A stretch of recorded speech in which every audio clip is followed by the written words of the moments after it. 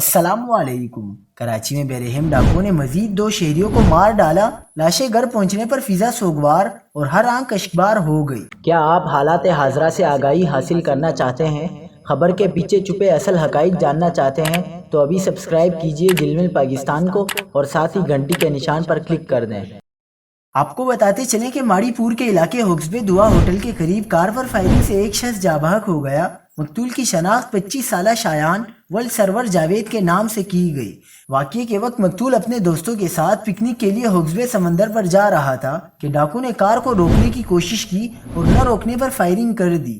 دوسری جانب سر سید کے علاقے نارتھ کراچی سلیم سینٹرل شیل پیٹرول پمپ کے قریب فائرنگ سے ایک شخص جاں بحق ہو گیا۔ مقتول کی شناخت 35 سالہ عمر جہانزیب ولد عارف جہانزیب کے نام سے کی گئی۔ مقتول سرجانی ٹاؤن کا رہائشی اور غیر شادی شدہ تھا، جبکہ وہ صدر میں اپنے بھائی کے ساتھ کال سینٹر پر کام کرتا تھا۔ پٹیل پاڑا اسنزی ہوٹل کے قریب ڈاکو نے واردات کے دوران فائرنگ کر کے 2 افراد کو زخمی کر دیا اور لوٹ مار کر کے فرار ہو گئے۔